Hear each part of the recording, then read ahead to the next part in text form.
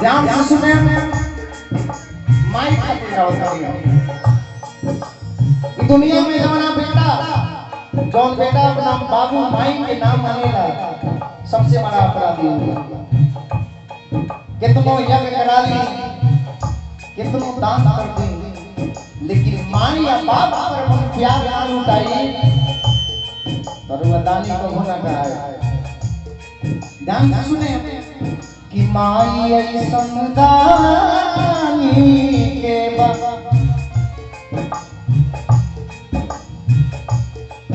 माई ऐसन दानी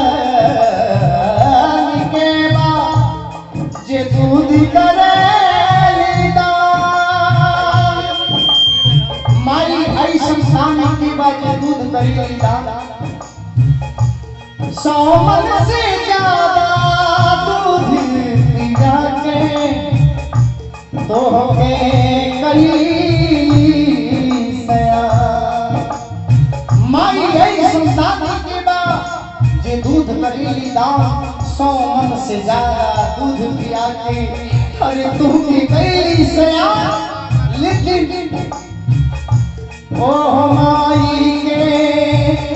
जीना नहीं खे कल जुग के शैतान। ओ माई के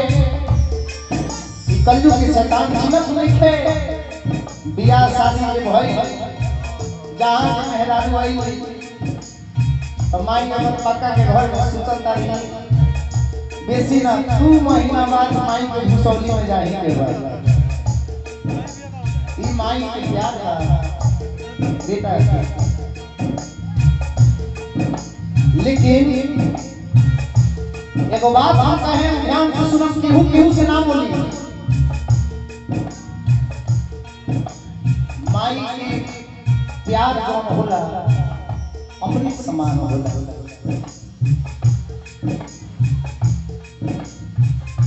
कि माई के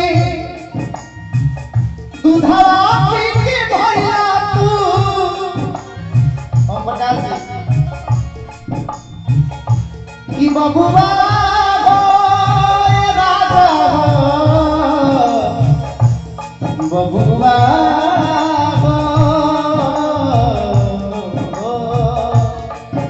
कि माई के दूधवा पी के भैया तू अरे बेटा सुकुमार अरे बेटा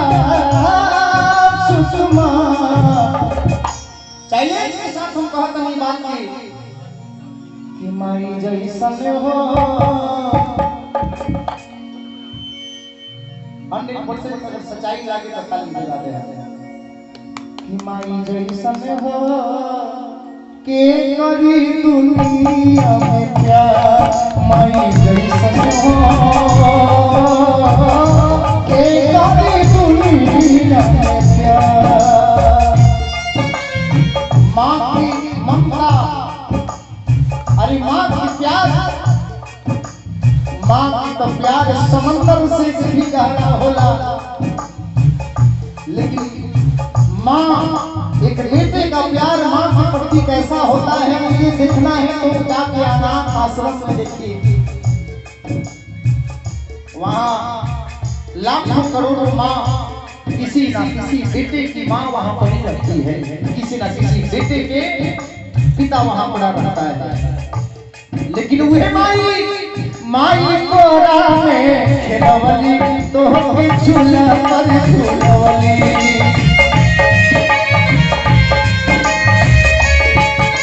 माई कोरा में खेलवली तो झूला पर झूलवली तू जब बबुआ तो के लोरी करके सुनवली माई अगर खाना खाते अब वही बेटा की आवाज अगर रोए की आ जाए भोजन छोड़ के जाके अपना कलेजा के टुकड़ा के अपना कलेजा से लगा ली वो माई की प्यार होला माई की खातिर को जोरदार ताली बजे के चाहिए माई की प्यार वो होला कि माई मोरा में खिलवले तो के झूला पर झूलवले तू जब जगवाला बबुआ तो के लोरी जाके सुनवली बेटा की अगर नींद देखे आवाज तो मुहे माँ लोरी गा के सुना के सुताली मेरा लाल तुझे मेरा जान तुझे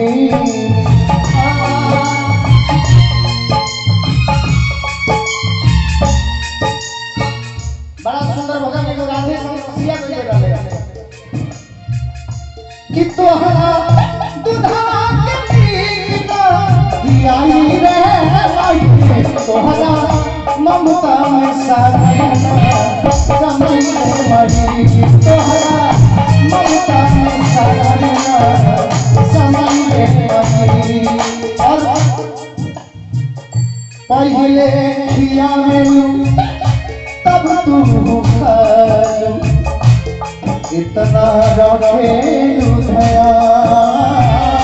बबुआ मक्के हुके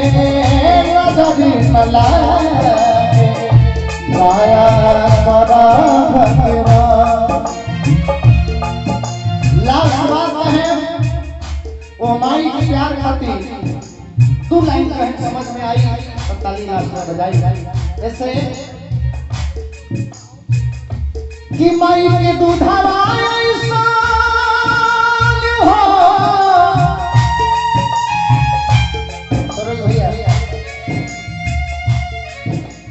नाम बताइए सरभदेव पटेल जी उमा के सम्मान में 100 रुपया भेजने वाले धन दिया वो माई जौन ऐसा बेटा के ई दुनिया में लाई दिया न ऑर्केस्ट्रा में तो सभी लोग लुटा देता प्यार भाव रहो माता से माई प्यार करत रही माई से बड़का प्यार पूरा दुनिया में केहू के नहीं हां भोला शर्मा जी माई के सम्मान में 51 राशि दे करी हां प्यार भरा रहो लास्ट लाइन सुने हो माई के दूधवा ऐसा माई के दूधवा ऐसा दुनिया में कोनो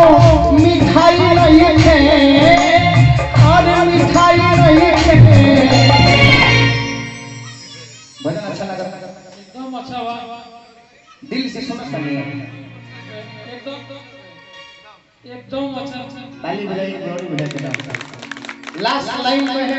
अच्छा लगे तो सब सब ताली बजाइए कि माई के दूधवा ऐसा दुनिया में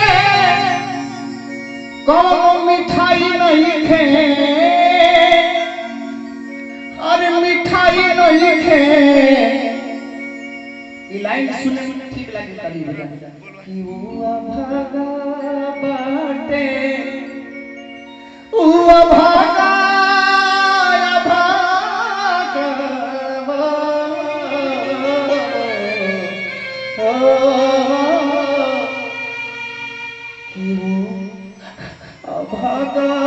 बाटे जिगरा घर में माई बाटे जिगरा घर में